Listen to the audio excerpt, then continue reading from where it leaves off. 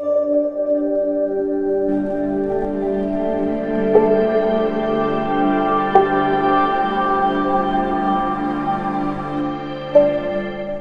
Guys, welcome back to my YouTube channel. ഇന്ന് നമ്മൾ ഓണം സ്പെഷ്യലായിട്ട് നല്ല അടിപൊളി കൂട്ടുകറിൻ്റെ റെസിപ്പി ആയിട്ടാണ് വന്നിട്ടുള്ളത്. നമ്മൾ കുറേ ഇൻഗ്രീഡിയൻസ് ഒന്നും ഇതിൽ ചേർക്കുന്നില്ല കേട്ടോ.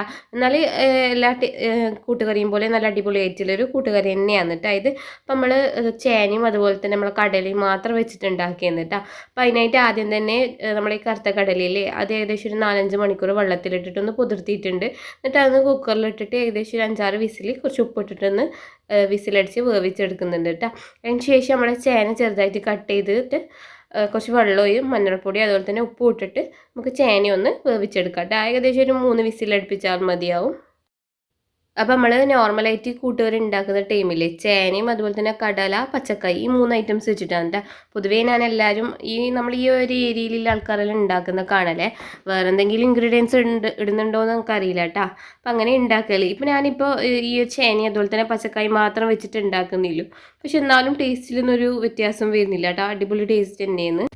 അപ്പോൾ ഇതിലേക്ക് കൊണ്ട് തേങ്ങ നമുക്കൊന്ന് വറുത്തെടുക്കാം കേട്ടോ. നമ്മൾ ചേനയിൽ വേവുന്ന ടൈം കൊണ്ട് നമുക്ക് തേങ്ങ ഒന്ന് വറുത്തെടുക്കാം.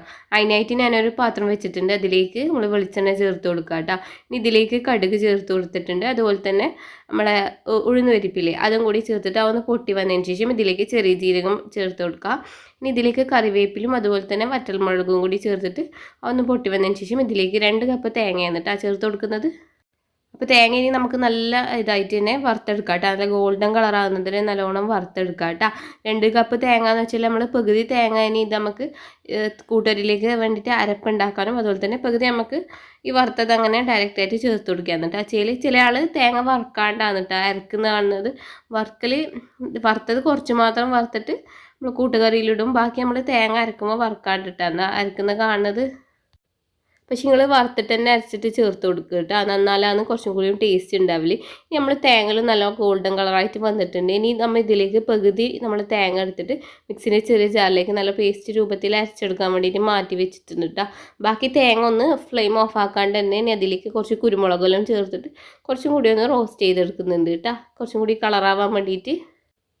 അപ്പം നമ്മളെ തേങ്ങ വറുക്കലെല്ലാം കഴിഞ്ഞിട്ടുണ്ട്. ആ ഒരു ടൈം തന്നെ നമ്മൾ വേവിക്കാൻ വെച്ച നമ്മളെ ചേനയുടെ നല്ലോണം വെന്ത് വന്നിട്ടുണ്ട് കേട്ടോ. ഇനി നമുക്ക് എല്ലാം കൂടി ഒന്ന് മിക്സ് ചെയ്തെടുക്കേണ്ട പണി മാത്രമേ ഉള്ളൂ കേട്ടോ.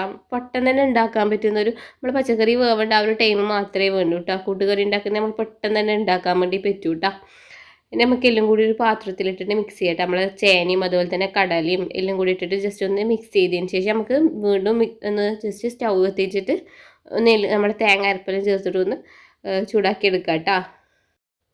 അപ്പം മുമ്പിൽ ഞാനില്ലേ ഈ കൂട്ടുകറിയായാലും അവിയലായാലും സദ്യയിലെ ഓരോ ഐറ്റംസ് ആയാലും കഴിക്കുമ്പോൾ ഞാൻ വിചാരിക്കും ഇതിലും ഭയങ്കര മെനക്കേടിലെ പണിയെന്നാണ് കേട്ടോ വിചാരിച്ചിട്ടുള്ളത്. പക്ഷെ ഇത് ഉണ്ടാക്കി കഴിയുമ്പോൾ അത് മനസ്സിലാവുന്നത് പക്ഷെ ഇത്ര ഭയങ്കര പണിയൊന്നുമില്ല. നമുക്ക് പെട്ടെന്ന് തന്നെ ഉണ്ടാക്കാൻ പറ്റുന്നൊരു ഐറ്റം തന്നെയാണ് കേട്ടോ ഇത്.